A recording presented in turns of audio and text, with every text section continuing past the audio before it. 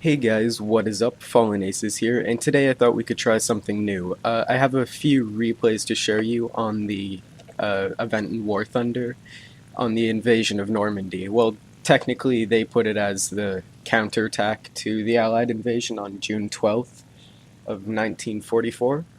So, this is a new map in War Thunder. It just came out in the latest patch. I really like it. I play sim battles on it a lot. I played a lot of them yesterday. Uh, the map is pretty good. The location could be better. Like, I feel like they didn't accurately represent the beachhead and like the Atlantic Wall fortifications too well, but still, you can recognize that it is Normandy and it is pretty good. So anyway, here's some replays of it.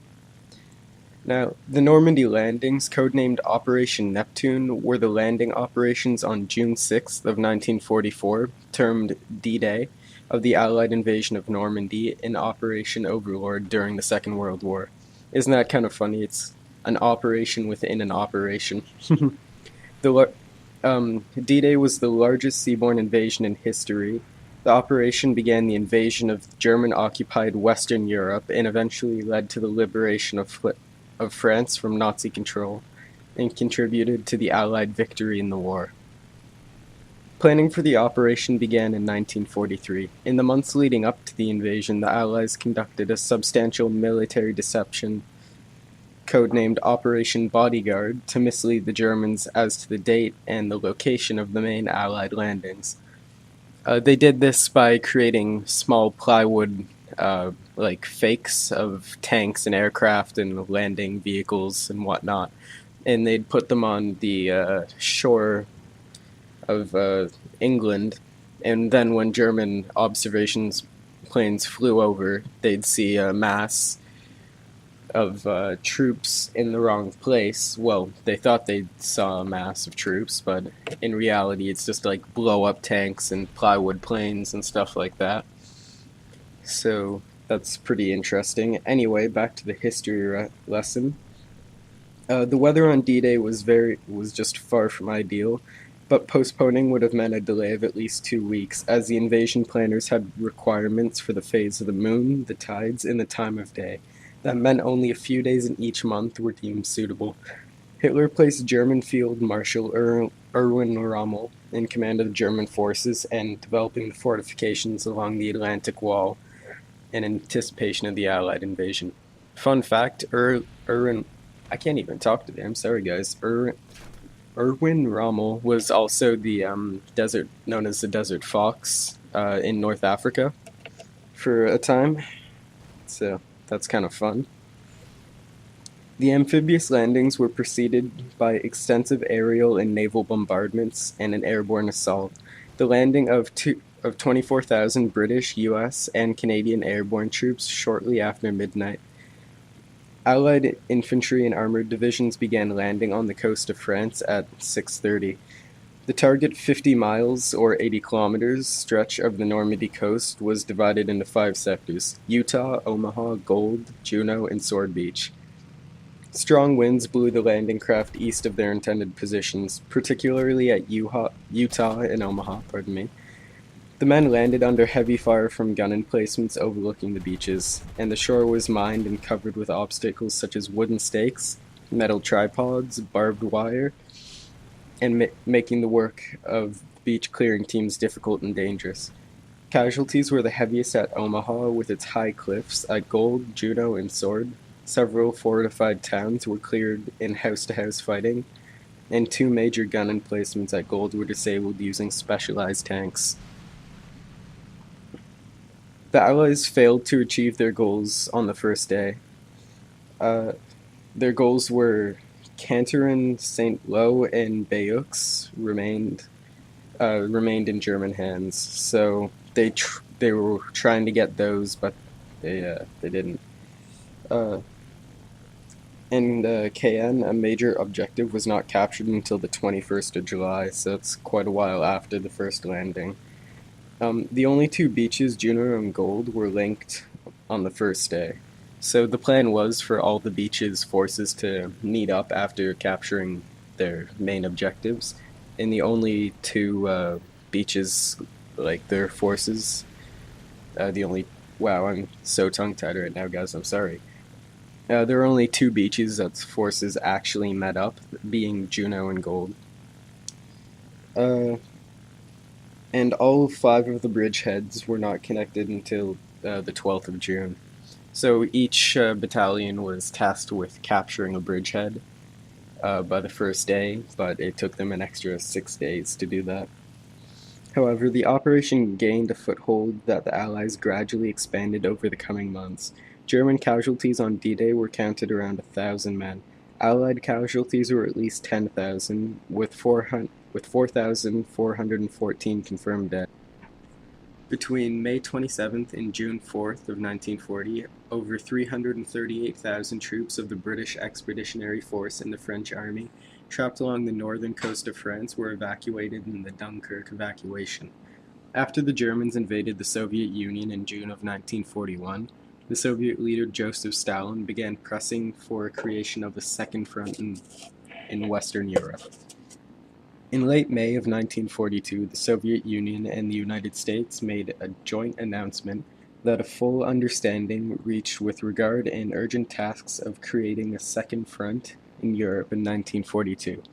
Churchill persuaded Roosevelt to postpone the promised invasion as, even with American help, the Allies did not have adequate forces for such a strike. Instead of an imminent return to France, the Western Allies staged offensives in the Mediterranean theater of operations, where the British troops were already stationed. By mid-1943, the North African campaign had been won. The Allies launched the invasion of Sicily in June of 1943, and Italy in September of 1943. By then, Soviet forces were on the offensive and had won a major victory at the Battle of Stalingrad. The decision to undertake a cross-channel invasion within the next year was taken at the Trident Conference in Washington in May of 1943. Initial planning was... sorry guys, getting a little tongue-tied here. Initial planning was considered by a number of available landing craft. Just cut that out. Initial planning was constrained by the number of available landing craft, most of which were already committed to the Mediterranean and the Pacific. At the Tehran Conference in November of 1943, Roosevelt and Churchill promised Stalin that they would open the long-delayed Second Front in May of 1944. 4 sites were considered for the landings: Brittany, Canton Peninsula, Normandy, and Pas de Calais. As Brittany and Compiègne are peninsulas, it would have been possible for the Germans to cut off the Allied advance at a relatively narrow isthmus. Wow, it's a funny word, isn't it? So these sites were rejected. As the Pas de Calais is the closest point in continental Europe to Britain, the Germans considered it to be the most likely initial landing zone. So it was the most heavily fortified region. But it offered few opportunities for expansion as the area is bounded by numerous rivers and canals, whereas landing on the broad front Normandy would permit simultaneous threats against the port of Cherbourg, coastal ports further west of Brittany, and the overland attacks toward Paris and eventually into Germany. Normandy was hence chosen as the landing site.